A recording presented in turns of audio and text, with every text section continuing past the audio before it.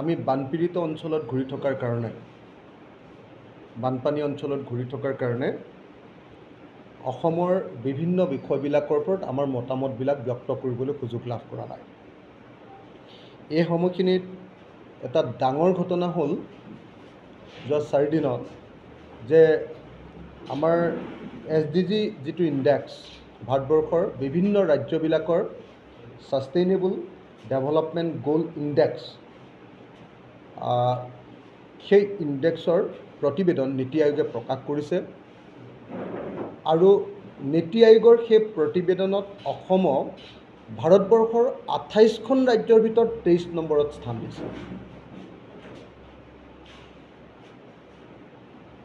আজিৰ দিনটোত ভাৰতবৰ্ষৰ 28খন ৰাজ্যৰ ভিতৰত অসমৰ স্থান তলফালৰ পৰা 6 নম্বৰ। এইটো সাংঘাতিক ধৰণৰ দুৰ্ভাগ্যজনক ঘটনা যে অসমৰ মুখ্যমন্ত্ৰীয়ে অসমক ভাৰতবৰ্ষৰ শ্ৰেষ্ঠ ৰাজ্য কৰিম বুলি কৈছিলে। ভাৰতবৰ্ষৰ প্ৰধানমন্ত্ৰী নৰেন্দ্ৰ মোদীয়ে অসমক ভাৰতবৰ্ষৰ শ্ৰেষ্ঠ ৰাজ্য কৰিম বুলি কৈছিলে। কিন্তু আজিৰ দিনটোত অভাৰঅল পাৰফৰ্মেঞ্চ যেতিয়া চালে SDG গ'লত, তেতিয়া দেখা গ'ল যে অসম ভাৰতবৰ্ষৰ ৰাজ্যবিলাকৰ ভিতৰত 28খন ৰাজ্যৰ ভিতৰত অসমৰ স্থান তলফালৰ পৰা 6 নম্বৰ, অৰ্থাৎ ওপৰৰ পৰা 23 নম্বৰতহে আমাৰ অসমৰ স্থান। তো অসমৰ মুখ্যমন্ত্ৰী ইমান দিন যিটো ব্যাপক প্ৰচাৰ কৰি আছিলে যে বিজেপিৰ শাসনকালত, এইটো সৰ্বানন্দ সোণোৱালেও প্ৰচাৰ কৰিছিলে, বিজেপিৰ শাসনকালত অসম ভাৰতৰ শ্ৰেষ্ঠ ৰাজ্য হ'ব। কিন্তু এতিয়া শ্ৰেষ্ঠ নহয়, তলফালৰ পৰা 6 নম্বৰ দুৰ্বল ৰাজ্য এতিয়া অসম। কিন্তু দুৰ্ভাগ্যৰ কথা, যি সময়ত ভাৰতৰ নীতি আয়োগে অৰ্থাৎ পৰিকল্পনা আয়োগে, পূৰ্বৰ পৰিকল্পনা আয়োগে, প্লেনিং কমিশ্যন যিখন পুৰণা আছিলে, বৰ্তমানৰ নীতি আয়োগে যি সময়ত অসম ভাৰতবৰ্ষৰ ৰাজ্যবিলাকৰ ভিতৰত তলফালৰ পৰা 6 নম্বৰ বুলি ক'লে, অৰ্থাৎ ওপৰৰ ফালৰ পৰা আমি 23 নম্বৰৰে ৰাজ্য, তলত 28খন ৰাজ্যৰ ভিতৰত আমি 23 নম্বৰৰ ৰাজ্য। সেই সময়ত কিন্তু ভাৰত চৰকাৰৰ তথ্য বিকৃত কৰি মিছা কথা কৈ অসমৰ মুখ্যমন্ত্ৰীজনে মিছা কথাৰ পিঠিত উঠি বাহ ল'বৰ কাৰণে এটা কাৰসাজি কৰাও আমি দেখিবলৈ পাইছোঁ।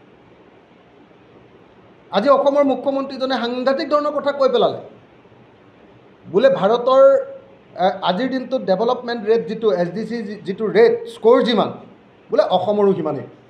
অথচ একদম মিছা কথা যে ভাৰতবৰ্ষৰ আজিৰ দিনটোৰ এভাৰেজ যিটো স্ক'ৰ, সেই এভাৰেজ স্ক'ৰটো হ'ল 71, কিন্তু অসমৰ এভাৰেজ স্ক'ৰটো হ'ল আজিৰ দিনটোত 65।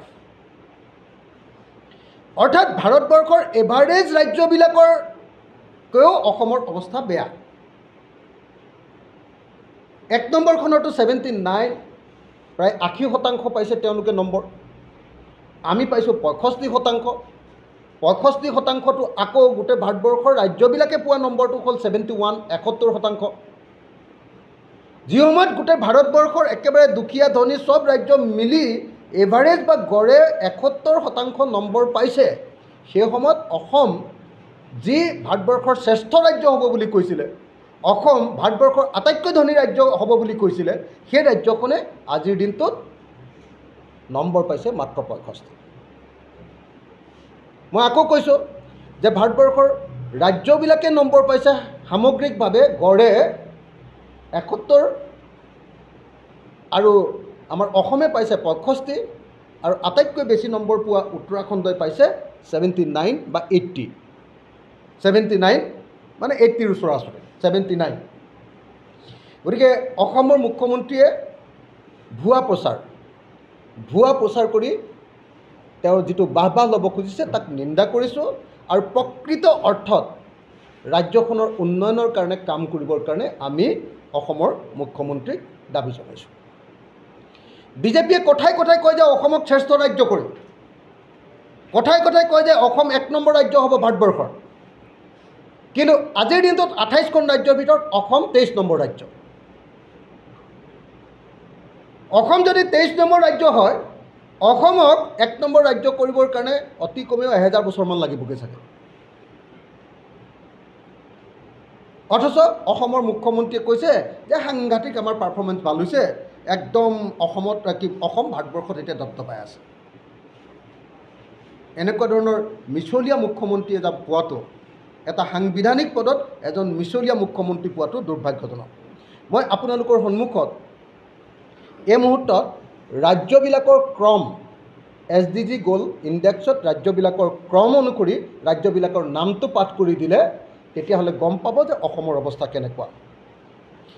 1 নম্বৰত আছে উত্তৰাখণ্ড, 2 নম্বৰত আছে কেৰেলা, 3 নম্বৰ ৰাজ্যখন হ'ল তামিলনাডু, 4 নম্বৰ ৰাজ্যখন হ'ল গোৱা, 5 নম্বৰ ৰাজ্যখন হ'ল হিমাচল প্ৰদেশ, 6 নম্বৰ ৰাজ্যখন হ'ল পাঞ্জাৱ, 7 নম্বৰ ৰাজ্যখন হ'ল ছিকিম, 8 নম্বৰ ৰাজ্যখন হ'ল কৰ্ণাটক, 9 নম্বৰ ৰাজ্যখন হ'ল গুজৰাট, 10 নম্বৰ ৰাজ্যখন হ'ল অন্ধ্ৰপ্ৰদেশ, 11 নম্বৰ ৰাজ্যখন হ'ল তেলেংগানা, 12 নম্বৰ ৰাজ্যখন হ'ল মহাৰাষ্ট্ৰ, 13 নম্বৰ ৰাজ্যখন হ'ল মিজোৰাম, 14 নম্বৰ ৰাজ্যখন হ'ল Haryana, Manipur 15 number, Tripura 16 number, West Bengal 17 number, Rajasthan 18 number, Madhya Pradesh 19 number, Uttar Pradesh 20 number, Chhattisgarh 21 number, Orissa 22 number আৰু অসম হ'ল 23 নম্বৰ।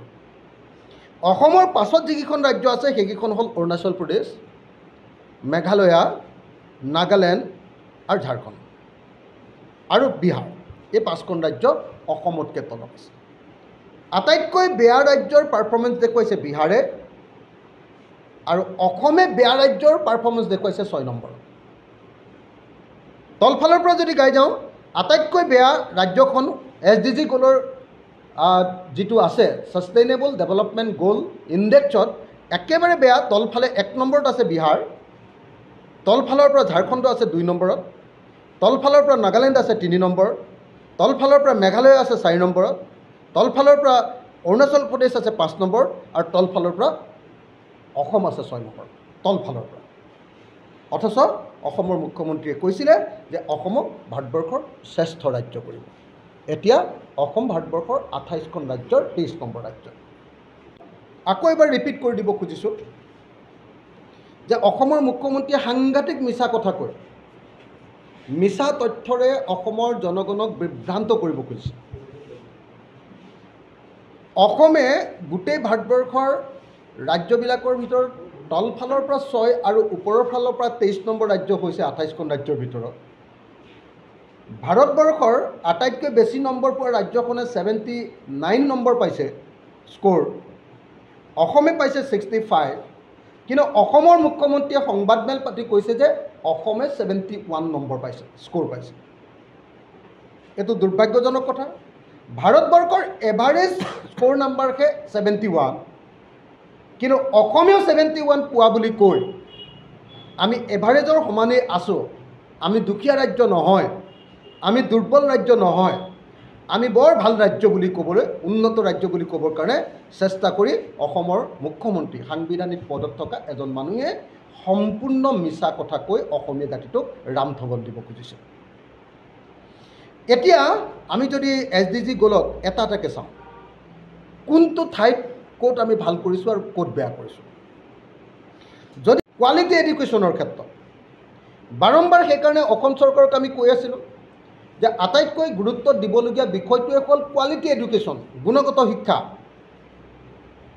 যদি অসমৰ ভৱিষ্যত ভাল হ'ব লাগে, অসমীয়া জাতিৰ ভৱিষ্যত ভাল হ'ব লাগে, নতুন প্ৰজন্মৰ ভৱিষ্যত ভাল হ'ব লাগে, তেতিয়াহ'লে আটাইতকৈ ইম্পৰ্টেঞ্চ দিবলগীয়া বিষয়টো হ'ল গুণগত শিক্ষা।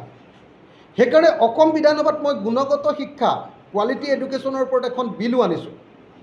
আপোনালোকে নিশ্চয় জানে, এখন বিধেয়ক উত্থাপন কৰিছোঁ। এই অহাবাৰ বিধানসভাত মই উত্থাপন কৰা বিধেয়কখন দ্য আছাম কোৱালিটি এডুকেশ্যন বিল 2024খন আলোচনা হ'ব। তো কোৱালিটি এডুকেশ্যন নোহোৱাটো অসমৰ আটাইতকৈ দুৰ্ভাগ্যজনক ঘটনা। অসমৰ মুখ্যমন্ত্ৰী নিজে অসমৰ শিক্ষামন্ত্ৰী আছিলে দীৰ্ঘকালৰ, কিন্তু আজিৰ দিনটোত আমি তলফালৰ পৰা 4 নম্বৰ ৰাজ্য। আমি 25 নম্বৰ ওপৰৰ ফালৰ পৰা 25 নম্বৰ ৰাজ্য কোৱালিটি এডুকেশ্যন।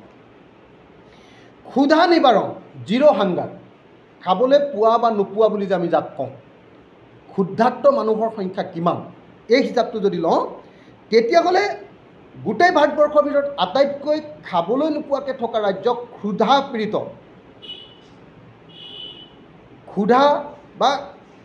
ক্ষুধাপীড়িত ৰাজ্য 1 নম্বৰ ৰাজ্যখন, একেবাৰে বেয়া ৰাজ্যখনৰ নামটো হ'ল বিহাৰ, আৰু অসমখন হ'ল 22 নম্বৰ ৰাজ্য।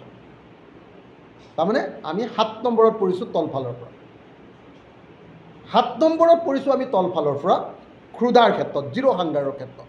মানে মানুহে খাবলৈ পোৱা নোপোৱাৰ প্ৰশ্নটো যদি চাওঁ তেতিয়াহ'লে অসমত মানুহে খুব কম খাবলৈ পায়।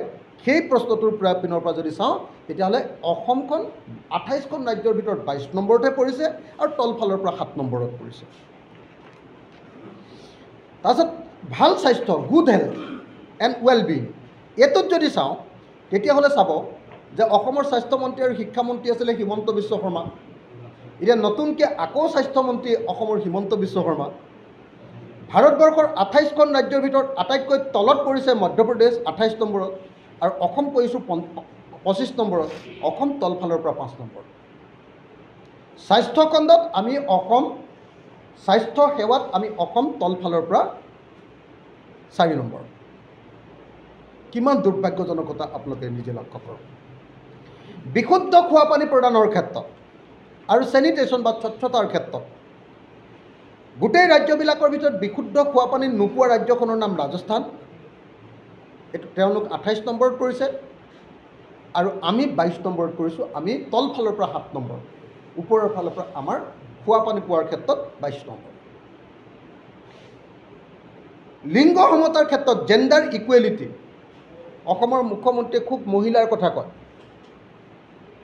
মহিলাৰ ওপৰত কৰা অত্যাচাৰৰ বিৰুদ্ধে তেওঁ ডাঙৰ ডাঙৰ ডাইলগ মাৰিব খোজে,